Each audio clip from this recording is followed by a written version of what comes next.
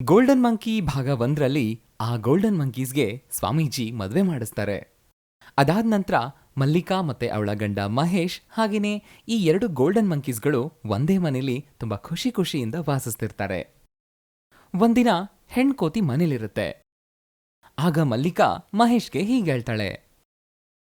ಏನು ಏನ್ ಕೆಲ್ಸ ಮಾಡ್ದೆ ಸುಮ್ನೆ ಕೂತಿದ್ದೀರಾ? ಏನೋ ಒಂದ್ ಮಾಡಿ ಕುಟುಂಬನ ಕಾಪಾಡಿ. ಏನಾಯ್ತು ಮಲ್ಲಿಕಾ, ಇವತ್ತ್ಯಾಕೆ ಇಷ್ಟು ಜೋರ ಕಿರ್ಚ್ತಾ ಇದೀಯಾ?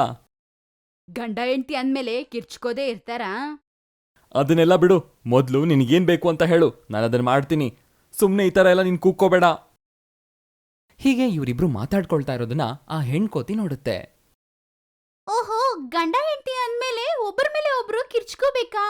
ಈ ಮಾತ್ ನನಗ್ ಗೊತ್ತಿಲ್ದೆ ನನ್ ಗಂಡನ ಒಂದ್ ಮಾತು ಅಂತ ಇಲ್ಲ.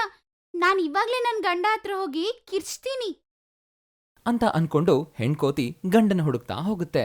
ಆಗ ಗಂಡು ಕೋತಿ ಒಂದು ಮರದ ಕೆಳಗಡೆ ಕುತ್ಕೊಂಡು ಹಣ್ಣು ತಿಂತಾ ಇರುತ್ತೆ. ಇದನ್ನ ಹೆಣ್ಕೋತಿ ನೋಡುತ್ತೆ. ಏನಯ್ಯ, ಒಬ್ನೇ ಕುತ್ಕೊಂಡ್ ತಿಂತಾ ಇದ್ಯಾ? ನಮ್ಗೆ ಹೆಂಡ್ತಿ ಒಬ್ಳಿದಾಳೆ, ಅವಳಿಗೆ ತಗೊಂಡೋಗೋಣ ಅನ್ನೋ ಯೋಚನೆ ಏನಾದ್ರೂ ಇದ್ಯಾ? ಅಯ್ಯೋ ರಾಮ, ನನ್ನನ್ ಯಾಕ್ರಿ ಮದ್ವೆ ಮಾಡ್ಕೊಂಡ್ರಿ? ಏನಾಯ್ತು ನಿನ್ಗಿವತ್ತು? ಯಾಕಂಗ್ ಮಾತಾಡ್ತಿದ್ಯಾ? ಆ ಏನಾಯ್ತಾ? ಮಂಚ ಮುರಿದು ಪೀಸ್ ಪೀಸ್ ಆಗಿದೆ. ಆ ಪೀಸೆಲ್ಲ ಹೋಗಿ ಹಣ್ಸ್ಬೇಕು. ನಿನಗೆ ಮತಿ ಸರಿಯಾಗೇ ಇದ್ಯಾ? ಏನ್ ಮಾತಾಡ್ತಿದ್ಯಾ? ಅಯ್ಯೋ ಅಯ್ಯೋ, ಎಷ್ಟ್ ಮಾತಂತಿದ್ಯಾ? ನನಗ್ ಮತಿ ಇಲ್ವಾ? ಮತಿ ಇಲ್ಲ ಅಂದ್ರೆ ನನ್ನನ್ ಯಾಕೆ ಮಾಡ್ಕೊಂಡ್ರಿ? ಮದ್ವೆಗ್ ಮುಂಚೆ ಒಂಥರ, ಮದ್ವೆ ಆದ್ಮೇಲೆ ಒಂಥರ. ಈ ಗಂಡು ಕೋತಿಗಳೆಲ್ಲ ಹಿಂಗೆ. ನಾನ್ ನಿನ್ನ ಹತ್ರ ಮಾತಾಡಲ್ಲ, ನೀನು ನನ್ನ ಹತ್ರ ಮಾತಾಡ್ಬೇಡ ಅಂತ ಹೇಳಿ ಹೆಣ್ಕೋತಿ ಕೋಪದಿಂದ ಕುತ್ಕೊಳ್ಳುತ್ತೆ. ಏನಾಗಿದೆ ಅಂತ ಹೇಳ್ದೇನೆ ನೀನ್ ಹಿಂಗ್ ಕುತ್ಕೊಂಡ್ರೆ ನಾನು ಏನ್ ಅನ್ಕೋಬೇಕು? ನನ್ನ ಹತ್ರ ನೀವೇನು ಮಾತಾಡ್ಬೇಡಿ, ಹೋಗಿ. ಹೀಗೆ ಆ 2 ಕೋತಿಗಳು ಒಬ್ರಿಗೊಬ್ರು ಮಾತಾಡ್ಕೊಳ್ತಾನೆ ಇರ್ತಾರೆ. ಈ ಕಡೆ ಹೀಗಿರುವಾಗ ಅಲ್ಲಿ ಮಲ್ಲಿಕಾ ಮತ್ತೆ ಮಹೇಶ್ ಮಾತಾಡ್ಕೊಳ್ತಾ ಇರ್ತಾರೆ. ಮದ್ವೆ ಹಾಕಿ ಇಷ್ಟ್ ದಿನ ಆಗ್ತಿದೆ, ಯಾವಾಗಾದ್ರೂ ಒಂದ್ ಡ್ರೆಸ್ ತಂದಿದ್ದೀರಾ? ನಾನ್ ತಗೊಂಡ್ ಬರೋದಕ್ಕೆ ನೀನ್ ಕೇಳಲೇ ಇಲ್ವಲ್ಲ. ಅಂದ್ರೆ ಕೇಳಿದ್ರೇನ ನೀವೆಲ್ಲ ಮಾಡೋದು? ಹಾಗಾದ್ರೆ ಈಗ ಕೇಳ್ತಿದ್ದೀನಿ, ನನ್ಗೆ ಹೊಸ ಬಟ್ಟೆ ಜ್ಯುವೆಲರಿ ತಗೊಂಬನ್ನಿ. ಅಕ್ಕದ್ ಪಕ್ಕದ ಮನೆಯವ್ರು ನೋಡಿದ್ರೆ ನನ್ಗೆ ಹೊಟ್ಟೆ ಉರಿತಿದೆ. ಎಷ್ಟು ಜ್ಯುವೆಲರಿ ಹಾಕೊಂಡ್ ತಿರ್ಗಾಡ್ತಿದಾರೋ. ನನಗೂ ಜ್ಯುವೆಲರಿ ಹೊಸ ಬಟ್ಟೆ ಬೇಕು, ತಗೊಂಬನ್ನಿ ಅಂತ ಹೇಳಿ ಅವನ ಮನೆಯಿಂದ ಹೊರಗಡೆ ಕಳಿಸ್ತಾಳೆ. ಅವನು ಸರಿ ಅಂತ ಹೇಳಿ ನಡೀತಾ ಹೋಗ್ತಾ ಒಂದು ಜಾಗದಲ್ಲಿ ಕೂತ್ಕೊಳ್ತಾನೆ. ಅದಕ್ಕಿಂತ ಮುಂಚಿತವಾಗಿ ಅಲ್ಲೇ ಕೂತ್ಕೊಂಡಿರುವಂಥ ಕೋತಿನ ನೋಡ್ತಾನೆ. ಏನಾಯ್ತೋ, ಯಾಕೆ ಇಷ್ಟೊಂದು ಚಿಂತೆ ಮಾಡ್ತಾ ಕೂತಿದ್ಯಾ? ನಿನ್ನ ನೋಡಿ ನಾನ್ ಮದ್ವೆ ಮಾಡ್ಕೊಂಡಿದ್ದಕ್ಕೆ ನನ್ಗೆ ಕಷ್ಟ ಶುರುವಾಯ್ತು. ಏನಕ್ ಜಗಳ ಮಾಡ್ತಿದ್ದಾಳಂತಾನೇ ಗೊತ್ತಿಲ್ವೋ. ನಾನು ಬರೀ ಮನುಷ್ಯರಿಗೆ ಮಾತ್ರ ಅನ್ಕೊಂಡಿದ್ದೆ, ಕೋತಿಗಳಿಗೂ ಹೆಂಡತಿ ಕಾಟ ತಪ್ಲಿಲ್ವಾ? ತಪ್ತಿಲ್ಲ ಅಂತಾನೆ ಹೇಳ್ತಿದ್ದೀನಲ್ವಾ? ಹಾಗಾದ್ರೆ ನಿಂದು ಇದೇ ಗತಿನಾ? ಹೌದು ಕಣೋ, ನನ್ನ ಹೆಂಡತಿ ಯಾಕೆ ನನ್ನ ಹತ್ರ ಜಗಳ ಆಡ್ತಾ ಇದ್ದಾಳೆ ಅಂತಾನೆ ಗೊತ್ತಾಗ್ತಾ ಇಲ್ಲ. ಈಗ ಅವಳು ಹೇಳಿದಿನ ತಗೊಂಡು ಹೋಗ್ಬೇಕು.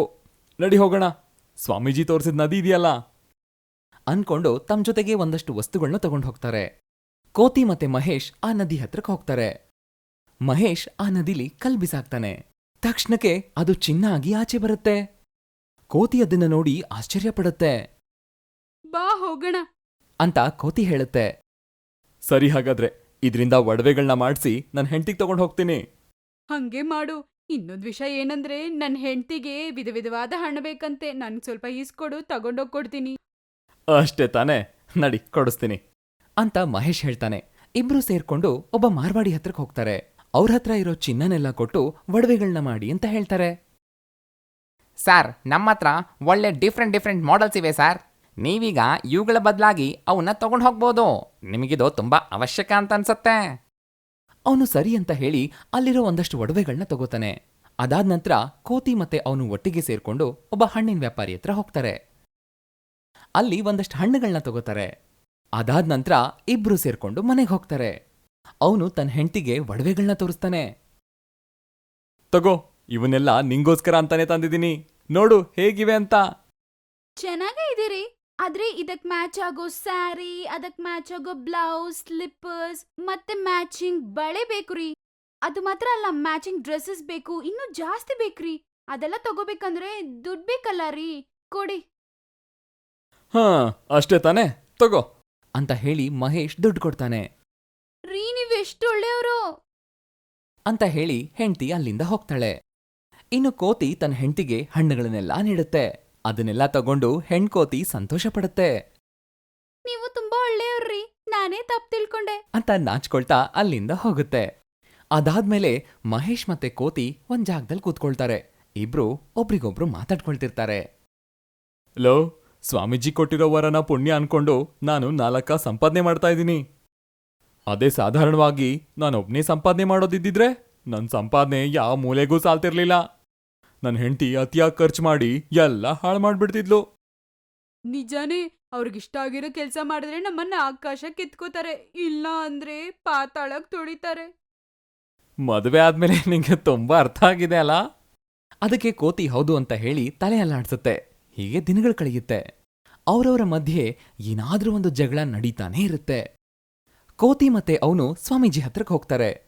ಸ್ವಾಮೀಜಿ ಅವರಿಬ್ರನ್ನೂ ನೋಡ್ತಾರೆ. ತುಂಬಾ ದಿನಗಳಾದ್ಮೇಲೆ ನಾನ್ ನಿಮಗ್ ನೆನಪಾಗಿದ್ದೀನಿ ಅಂದ್ರೆ ಏನೋ ರಹಸ್ಯ ಇರ್ಲೇಬೇಕು.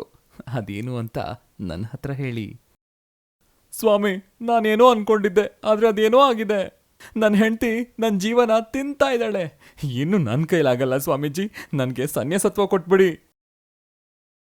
ಸ್ವಾಮಿ, ಮನುಷ್ಯರ್ಗ್ ಮಾತ್ರ ಅಲ್ಲ, ಜಂತುಗಳಿಗೂ ಹೆಂಡ್ತಿರ್ ಕಾಟ ತೀರ್ತಾ ಇಲ್ಲ, ನನಗೂ ಸನ್ಯಾಸ ಕೊಡ್ಸಿ ಅಂತ ಇಬ್ರು ಅವರ ಗೋಳನ್ನ ಸ್ವಾಮೀಜಿ ಹತ್ರ ಕೇಳ್ಕೊತಾರೆ. ಸಂಸಾರ ಅಂದ್ರೇನೆ ಒಂದು ದೊಡ್ಡ ಸಮುದ್ರ. ಅದು ಒಂದು ಚದುರಂಗದ ತರ. ಒಂದು ಸಾರಿ ಅದ್ರ ಒಳಗಡೆ ಪ್ರವೇಶ ಮಾಡಿದಾದ್ಮೇಲೆ ಅವರ ಪರಿಸ್ಥಿತಿ ಸಮುದ್ರದ ಮಧ್ಯದಲ್ಲಿ ಸಿಕ್ಕಾಕೊಂಡ ಹಾಗೆ. ಮುಂದೆ ಹೋದ್ರೂ ಅದೇ ದಾರಿ, ಹಿಂದೆ ಹೋದ್ರೂ ಅದೇ ದಾರಿ. ಸಂಸಾರ ಅನ್ನೋ ಸಮುದ್ರನ ಈಜೋದೆ ತುಂಬಾ ಒಳ್ಳೇದಪ್ಪ ಮಗ್ನೆ. ಏನ್ ಒಳ್ಳೇದೋ ಏನೋ ಸ್ವಾಮಿ, ಇಲ್ಲಿ ನನ್ ಪ್ರಾಣ ಹೋಗ್ತಾ ಇದೆ. ಹೆಂಡತಿ ಹೇಳ್ದ ಕೇಳಿದ್ರೆ ನಿನಗೆ ಯಾವುದೇ ಸಮಸ್ಯೆಗಳಿರೋದಿಲ್ಲ ಅಲ್ವಾ? ಅವರು ನಿಮ್ ಹತ್ರ ಕೇಳ್ಕೊಳ್ಳೋದು ಪ್ರೀತಿ. ಯಾವತ್ತಾದ್ರೂ ನೀವು ಪ್ರೀತಿಯಿಂದ ಏನನ್ನಾದ್ರೂ ಮನೆಗ್ ತಗೊಂಡು ಹೋಗಿ ಅವರು ಖುಷಿಲಿ ಹಿಗ್ಗಿಬಿಡ್ತಾರೆ. ಸೀರೆ ಒಡವೆಗಳನ್ನ ಕೇಳೋದು ಸಹಜನೇ. ವಿಷಯನ ಅವ್ರಿಗೆ ಅರ್ಥ ಆಗೋ ಹಾಗೆ ಹೇಳಿ, ಅವರು ಖಂಡಿತ ಅರ್ಥ ಮಾಡ್ಕೊಳ್ತಾರೆ. ಆಗಾಗ ಅವ್ರನ್ನ ಹಾಗೆ ಸುಮ್ನೆ ಹೊರಗಡೆ ತಿರುಗಿಸ್ತಾ ಇರಿ. ಮನೇಲಿರುವಾಗೆಲ್ಲ ಅವ್ರ ಹತ್ರ ಸಂತೋಷದಿಂದ ಮಾತಾಡಿ. ಅವರು ಕಷ್ಟಪಟ್ಟು ಮಾಡಿದ ಅಡ್ಗೆನ ಮೆಚ್ಕೊಳ್ಳಿ. ಹೀಗ್ ಮಾಡಿದ್ರೆ ಅವರು ಖಂಡಿತ ನಿಮ್ಮನ್ನ ಗೌರವಿಸ್ತಾರೆ. ಹಾಗೆ ನಿಮ್ಮಿಬ್ರ ಮಧ್ಯೆ ಪ್ರೀತಿ ಇನ್ನಷ್ಟು ಚಿಗುರುತ್ತೆ ಅಂತ ಸ್ವಾಮೀಜಿ ಹೇಳ್ತಾರೆ. ಅವರದಕ್ಕೆ ಸರಿ ಅಂತ ಹೇಳಿ ಅಲ್ಲಿಂದ ಹೋಗ್ತಾರೆ. ಅವರಲ್ಲಿಂದ ಹೋದ ಸ್ವಲ್ಪ ಹೊತ್ತಿಗೆ ಅವನ ಹೆಂಡತಿ ಮತ್ತೆ ಕೋತಿ ಆ ಸ್ವಾಮೀಜಿ ಹತ್ರಕ್ಕೆ ಬರ್ತಾರೆ. ಅವರಿಬ್ರು ಸ್ವಾಮೀಜಿಗೆ ಹೀಗೆ ಹೇಳ್ತಾರೆ. ಸ್ವಾಮಿ, ಮದ್ವೆ ಆಗಕ್ ಮುಂಚೆ ಮದ್ವೆ ಆಗಿಲ್ಲ ಅಂತ ಕಷ್ಟಪಡ್ತಿದ್ದೆ, ಈಗ ಮದ್ವೆ ಆದ್ಮೇಲೆ ಯಾಕಪ್ಪ ಅದೇ ಅನ್ಸ್ತಿದೆ. ಯಾಕಮ್ಮ, ಯಾಕೆ ಹಾಗೆ ಮಾತಾಡ್ತಾ ಇದೀಯಾ? ನಾನ್ ಹೇಳೋದೇ ಕೇಳ್ತಿಲ್ಲ ಸ್ವಾಮಿ, ನನ್ನ ಲೆಕ್ಕನೇ ಮಾಡ್ತಿಲ್ಲ, ಅದಕ್ಕೆ ಅವರಿಂದ ಎಲ್ಲಾದ್ರೂ ದೂರ ಹೋಗೋಣ ಅಂತ ಬಂದ್ಬಿಟ್ಟೆ. ಇಲ್ ನೋಡು ಮಲ್ಲಿಕಾ, ಒಂದ್ ವೇಳೆ ಹಾಗಾದ್ರೆ ಯಾವ ಗಂಡ ಹೆಂಡತಿ ಸಂಸಾರನೂ ಸರಿ ಹೋಗೋದಿಲ್ಲ. ಆದ್ರೂ ಒಂದು ಮಾತು ಹೇಳ್ತೀನಿ, ನೆನ್ಪಿಟ್ಕೋ. ಗಂಡ ಆದೋನು ಹೊರಗಡೆ ಎಷ್ಟೋ ಕೆಲ್ಸಗಳನ್ನ ಮಾಡಿ ಮನೆಗ್ ಬರ್ತಾನೆ. ಅಂಥವ್ರಿಗೆ ನೀವು ಸೇವೆಯನ್ನ ಮಾಡೋದು ಬಿಟ್ಟು ಮನೇಲಿರೋ ಎಲ್ಲಾ ಸಮಸ್ಯೆಗಳನ್ನ ತಗೊಂಡ್ ಬಂದು ಅವ್ರ ತಲೆ ಮೇಲಿಡ್ತೀರಾ. ಆಗ ಅವ್ರಿಗೆ ಏನನ್ಸುತ್ತೆ ಹೇಳಿ?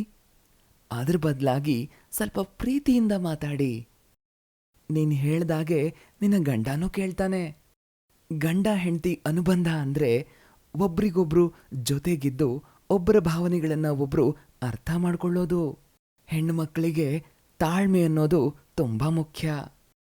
ನೀವು ತಾಳ್ಮೆಯಿಂದಿರೋದನ್ನ ಕಲ್ತ್ಕೊಳ್ಳಿ. ಅದು ಬೇಕು ಇದು ಬೇಕು ಅಂತ ಹೇಳಿ ತೊಂದರೆ ಕೊಡೋದನ್ನ ಬಿಟ್ಬಿಡಿ. ಆಗ್ಲೇ ನಿಮ್ಮ ಜೀವನ ಸುಖವಾಗಿರುತ್ತೆ. ಅದಕ್ಕೆ ಅವರು ಸರಿ ಅಂತ ಹೇಳಿ ಅಲ್ಲಿಂದ ಹೋಗ್ತಾರೆ. ಇನ್ನು ಸ್ವಾಮೀಜಿ ಹೇಳಿದ್ದನ್ನ ಅರ್ಥ ಮಾಡ್ಕೊಂಡು ಯೋಚಿಸ್ತಾ ಒಬ್ರಿಗೊಬ್ರು ಅರ್ಥ ಮಾಡ್ಕೊಳ್ಳೋಕ್ ಶುರು ಮಾಡ್ತಾರೆ. ಇನ್ನು ಆವತ್ತಿನಿಂದ ಅವರ ಜೀವನ ಸಂತೋಷವಾಗಿ ಸಾಗ್ತಾ ಇರುತ್ತೆ. ಈ ಸ್ಟೋರಿ ನಿಮ್ಗಿಷ್ಟ ಆಗಿದ್ರೆ ಲೈಕ್ ಮಾಡಿ, ಕಮೆಂಟ್ ಮಾಡಿ. ಹಾಗೆ ಇದೇ ತರದ ಇಂಟ್ರೆಸ್ಟಿಂಗ್ ಸ್ಟೋರೀಸ್ಗಳಿಗಾಗಿ ನಮ್ಮ ಚಾನೆಲ್ನ ಈಗಲೇ ಸಬ್ಸ್ಕ್ರೈಬ್ ಮಾಡಿ. Thanks for watching.